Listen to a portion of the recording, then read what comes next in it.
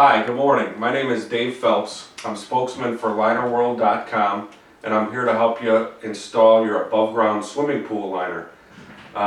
Over the years, let me tell you a little bit about my experience. I have a swimming pool service company that has installed over 12,000 above ground pool liners in the Midwest in the last decade. There's a lot of different techniques on how to install an above ground pool liner. But the liner that you purchase from LinerWorld.com is installed one particular way. It may be different than some of the other techniques out there.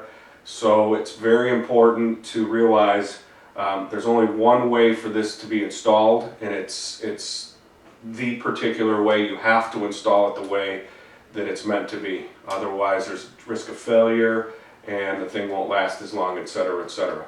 So I've developed a little bit of technique, and I've developed some things that are the most common troubleshoots when things go wrong to help you install your above ground pool liner. First step I'd like to talk about, you've already purchased the liner and you have it there, but before installing it, the first thing to do is just to do a double check one more time on the size of your swimming pool.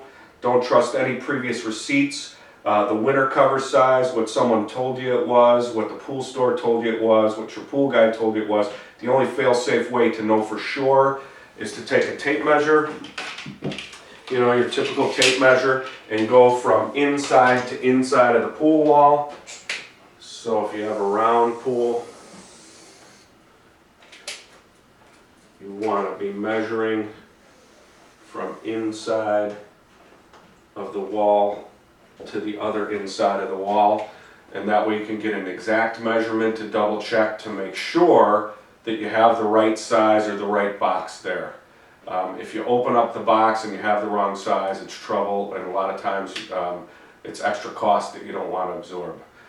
Okay, so that's step number one. Step number two is for, after you get the pool measured, make sure you have the right thing, is to get all the water out of the swimming pool. A lot of people will ask, or one of the most common questions is, can we just cut the bottom of the liner and let the water run out into the ground? And the answer is no. It actually messes up or screws up the base underneath the swimming pool. So you want to use all types of pumping equipment, etc., to get every drop out. One of the things we use that's real common, it's real lightweight, it's easy to use. It's called a simmer pump.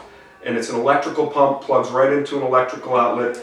It only comes out as fast as a garden hose, but it's real convenient because it lays on the bottom of the pool and gets it down to almost nothing, almost just gallons of water in there, a couple gallons of water when it's all completely done or when it's exhausted all of its efforts. It's also a good tool to buy. I'm talking about $50, $60 at your typical Home Depot or hardware store, and it's a good tool to buy because it's great to use when you're pumping the water off the winter cover. So it's a good tool to have in the garage. And if you don't have one, it's good to get it now so you can get all the water out, every single drop.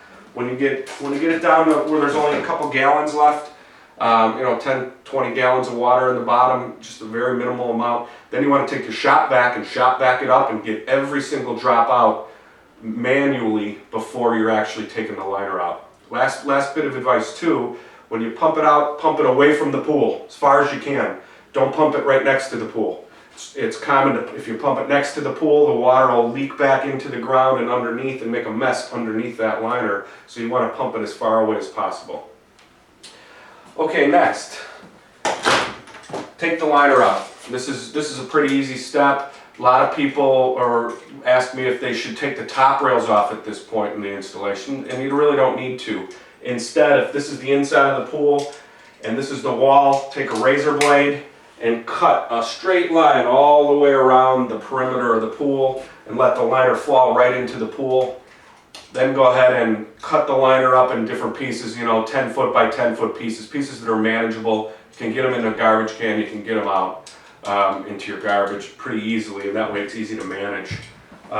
Next, pretty important step in terms of the quality of the installation when it's all over. You want to work on the bottom of the pool or the sand base. Underneath that pool liner, there should be a certain amount of sand. And so you want to regroom it a little bit. You want to look for the low spots, maybe add a little bit of sand, look for previous footprints, those types of things, or depressions in the sand. What we use in common tools are, obviously, one is a landscape rake. and that kind of gets some of the bumps out, et cetera, et cetera. Then we add a little bit of sand sometimes. The type of sand's important.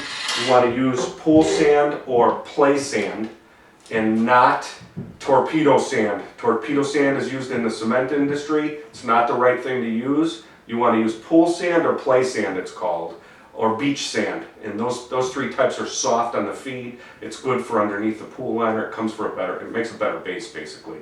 After we've kind of raked it out and added a little sand where necessary, our final regrooming, we use actually a push broom, and we go ahead and just give it a little nudge, a nice easy push, and it kind of smooths it out where it's real fine tuned, and it comes out real particular to how we want it.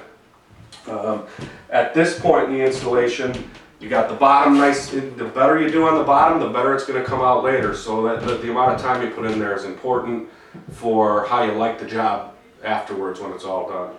Okay, so after that, after the base is all done, then we're going to go ahead and take your box and cut it and open it, and make sure you don't use a razor blade. Take a scissors to the straps. You don't want to cut the box and slice the liner. That's going to be bad, obviously. You want to take the liner, put it into the pool, unfold it, and this is a pretty important step.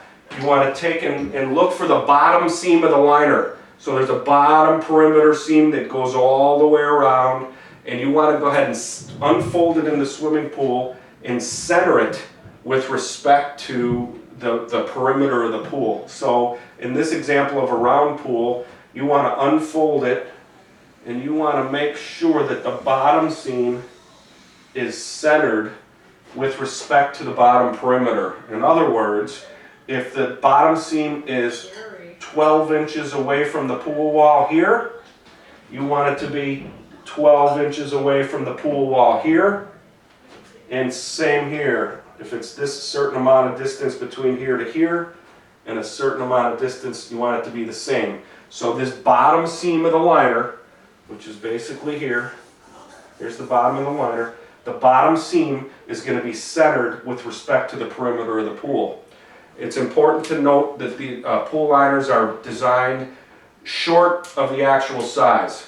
So they're meant or intended to be stretched into place a little. So it's real common for it to be away from the wall by a certain amount on both sides. And it depends on the time of year, it depends how warm it is, etc., etc. No installation is to be done unless it's 80 degrees and sunny. It has to be hot, sunny for it to be installed and for it to be filled. There's no other way for this to be done. If it is done any other way, the results will a lot of times result in failure or a liner that doesn't last as long. Sometimes, you have the party coming, or it's bad weather, or you drain the water out and it's raining. You just have to wait it out. But these are intended to be installed in 80 degrees and sunny for best results. If you don't, you kind of run the risk of it coming out bad, or it failing, or it not working, or it not lasting very long. So crucial, most important thing, now that the liner's in that pool, can't really be installed and filled until it's 80 degrees and sunny only. Very, very important. Or hotter. Can be hotter than 80. If it means you gotta wait 2 weeks because the temperature isn't allowed it, you have to wait 2 weeks. If it means you have to miss the party, you have to miss the party. But these liners are intended to be installed in 80 degrees and sunny weather only, and filled in 80 degrees and sunny weather only. All that said, these are the first couple of steps. We've gotten it where we've taken the water out, we've regroomed the bottom, and we've unfolded the liner in the pool and centered it with respect to the perimeter of the pool. That is steps 1 through 3, and the next video will take us into more in depth of the technicals of installing it over the tops of the wall and installing the liner per se. Thank you very much.